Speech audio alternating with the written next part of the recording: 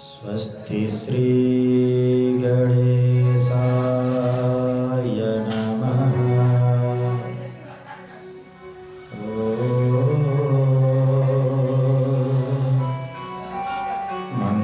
मंगलमूर्तये नमः।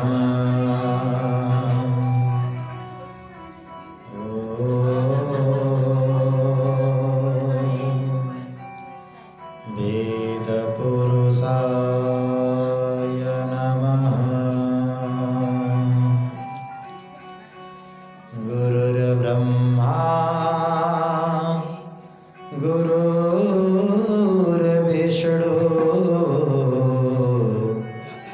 गुरुर्देवो महेश्वर। गुरुर्साक्षात् परं ब्रह्म तस्मै श्री गुरुवे नमः। वक्रतुंड महाकाय सूर्यकोटि समप्रभ निर्विघ्नं कुरु मे देव सर्वकार्येषु सर्वदा। उल्लङ्घ्य सिन्धो सलिलं सलीला यः शोकवहिने जनकात्मजाया।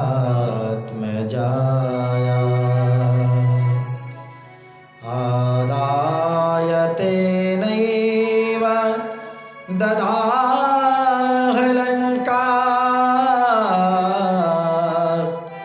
नमामि त्वं प्राञ्जलयाञ्जनेय।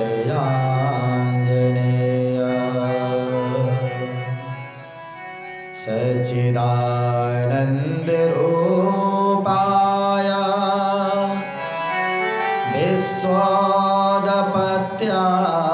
विश्वोदपत्यादिहेतवे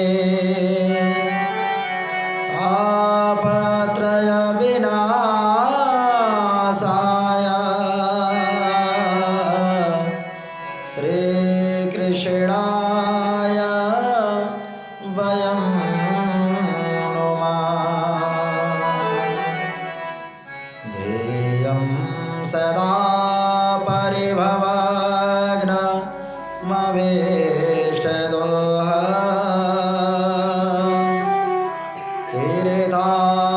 तीर्थास्पदं शिवविरञ्जिनुतं शरण्यं।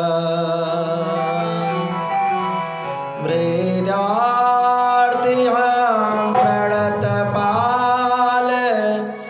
भवाब्धिपूत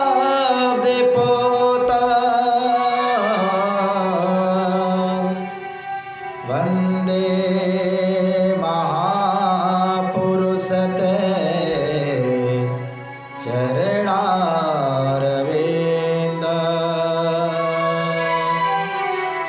जय जय श्री राधारमण जय जय नवल किशोर। जय गोपी चित्तचोर प्रभु जय जय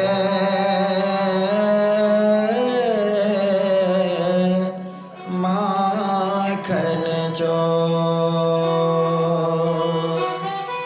बोल श्री सावले सरकार की श्रीमद्भागवत भगवान की श्री वेदव्यास जी महाराज की जय जय श्री राधे श्याम।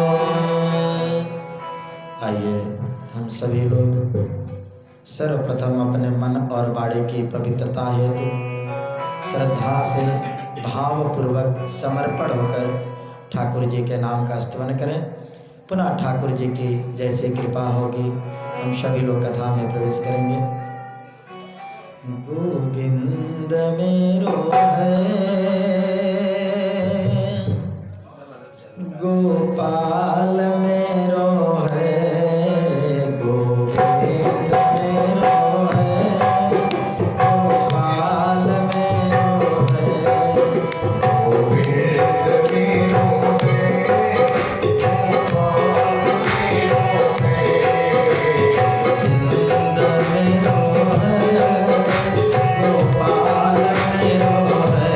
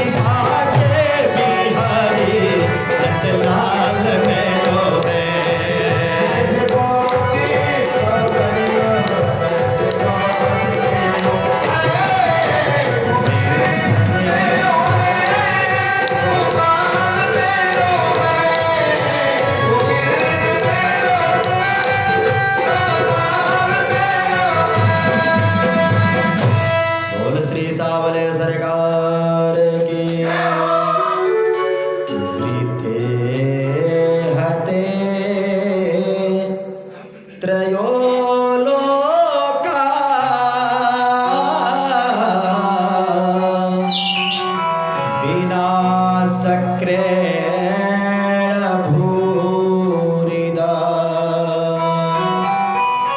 सपालार भवन सद्यो बीज्वरा निर्वृतेन्द्रियः। परम वंदनीय प्रातः स्मरणीय सदगुरुदेव श्री सुखदेव भगवान जी राजा परीक्षित से कहते हैं कि राजन, वृत्तासुर के मारे जाने के बाद सारे देवगणों को बड़ा प्रसन्नता होता है, उनको अपना राज्य मिल गया। लेकिन वृत्तासुर भी ऋषि पुत्र था, तो देवराज इंद्र को दोबारा ब्रह्म हत्या लग गया। अब दोबारा ब्रह्म हत्या से बचने के लिए देवराज इंद्र भागते भागते रहे। इधर ब्रह्म हत्या उनका पीछा करती रही। अरे देवराज रुको, मैं तुम्हें दंडित करूंगी। एक जर्जर अवस्था में बूढ़ी बनकर ब्रह्म हत्या उनका पीछा कर रही थी। देवराज इंद्र भागते भागते पुनः जाकर 1000 वर्षों तक बिना खाए पिए एकांत स्थान में कठोर भगवान की तपस्या करते। ध्यान देने की बात, जब देवराज इंद्र 1000 वर्षों तक भगवान की आराधना कर रहे थे, उसमें स्वर्ग का राजा नहुस बना हुआ था। अपने पद को प्राप्त करके वह अहंकारी बन गया और एक बार इंद्राणी को आदेश दिया कि आप मेरे मनोरथ को पूर्ण करो। इंद्राणी को बड़ा भय हुआ और भयभीत होकर देवगुरु बृहस्पति जी के पास जाते हैं, रोते बिलखते अपने मन की बात को कहते। देवगुरु बृहस्पति इंद्राणी को समझाते हैं कि देवी, आप राजा नहुस क्यों बात को स्वीकार कर लो और कह देना कि आप सप्तऋषियों को अपनी पालकी में जोत कर पालकी ढोने के लिए सप्तऋषियों को लगाकर और आप मेरे पास आओगे तो मैं आपकी मनोरथ पूर्ण करूंगी। अब राजा नहुस इंद्राणी की सुंदरता में इतना मोहित था कि सप्तऋषियों को पालकी ढोने के लिए लगा लेता, पालकी में बैठ जाता है और जितने कदम सप्तऋषिगण आगे बढ़ते हैं, राजा नहुस के द्वारा जो पुण्य अर्जित किए गए थे सारा का सारा नष्ट होता जा रहा था। और इंद्राणी के पास पहुंचते ही राजा नहुस का सारा पुण्य नष्ट हो गया और उसे स्वर्ग से निकाल दिया गया। इधर देवराज इंद्र की कठोर तपस्या से भगवान नारायण प्रसन्नचित्त होते हैं और इंद्र को दर्शन देते हैं। इंद्र को जो ब्रह्म हत्या लगी हुई थी, उस ब्रह्म हत्या को उनके किए गए तप के तेज से नष्ट कर देते हैं। सप्तऋषि गढ़ जाते हैं, देवराज इंद्र को बड़े आदर सम्मान के साथ स्वर्ग में लेकर आए और उनसे अनेकों प्रकार का बड़ा बड़ा यज्ञ कराए। देखो, हमारे द्वारा जीवन में जो भी कर्म होते हैं, शुभ कर्म हो या अशुभ कर्म हो, अशुभ कर्म हो, पाप कर्म अगर जाने अनजाने में हो जा रहा है तो उसका प्रायश्चित हम कर लें तो वह पाप कर्म नष्ट हो जाता है, उसका फल हमें भोगना नहीं पड़ता। बोलो जय श्री कृष्ण। पहले तो प्रयत्न करना चाहिए कि हमारे द्वारा कोई पाप कर्म होवे न। अगर अनजाने में हो भी जाता है तो फिर जो है उसको धर्म का कार्य करते हुए, भगवान का स्तवन सत्संग पूजन अर्चन करते हुए उस पाप कर्म को नष्ट किया जाता है। परम वंदनीय भगवान सुखदेव जी कहते हैं कि इस प्रकार देवराज इंद्र को स्वर्ग की प्राप्ति हो गई और वृत्तासुर के पूर्व जन्म की कथा भगवान सुखदेव जी राजा परीक्षित को बता रहे हैं कि राजन, रजस्तमा स्वभावस्य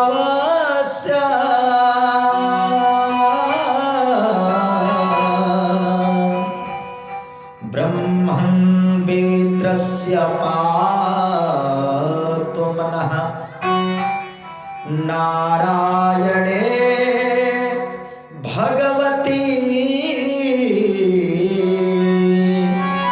कथमासेद दृढ़ामतिः।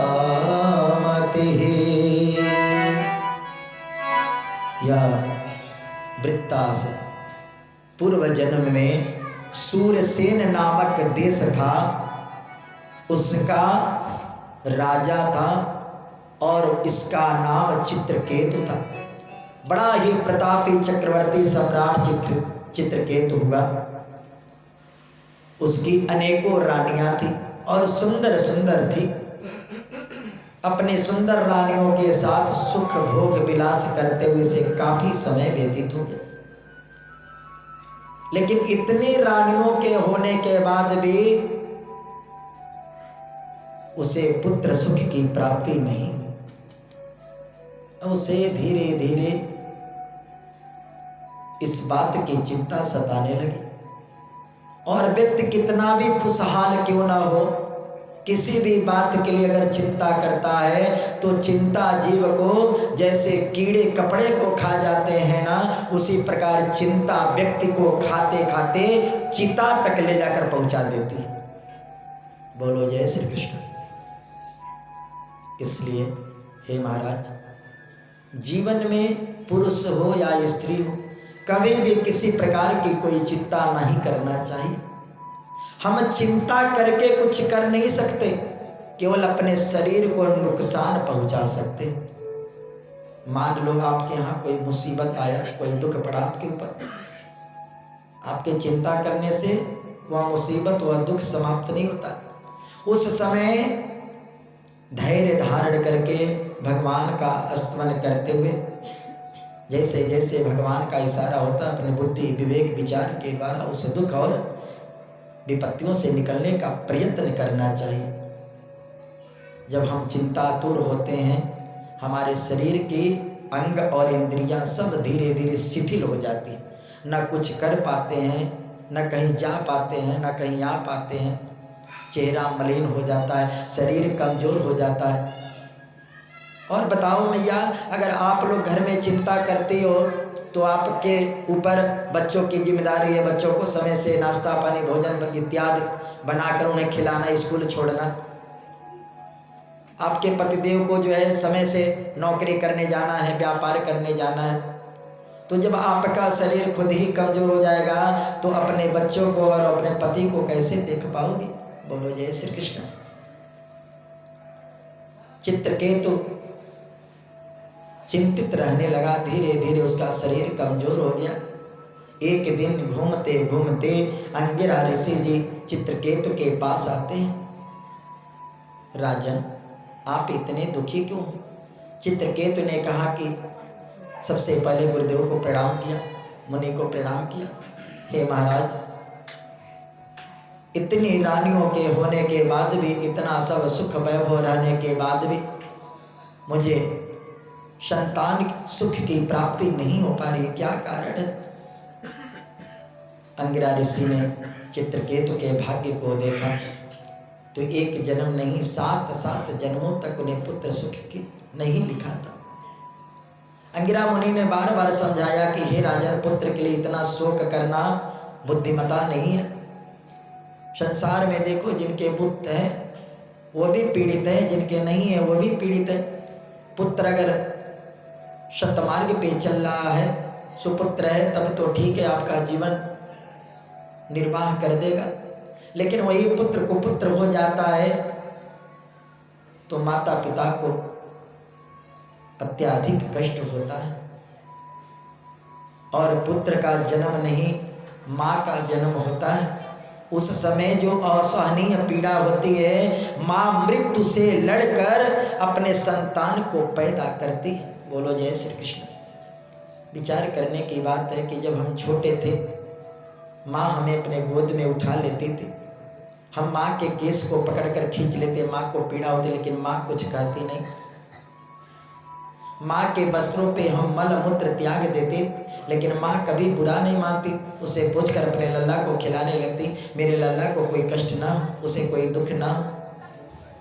और वही संतान बड़े होकर अगर माता पिता को पीड़ा देते हैं तो माता पिता का कलेजा फट जाता है। और जिस व्यक्ति के द्वारा उनके माता पिता को कष्ट मिलता है, वह कितना भी बड़ा सा बड़ा यज्ञ कर लेवे, धर्म का कार्य कर लेवे, वह सारा निष्फल होता है। इसीलिए तो सबको प्रयत्न करना चाहिए कि अपने मन कर्म वचन वाणी से अपने माता पिता को सुख प्रदान करें। गरीबी और अमीरी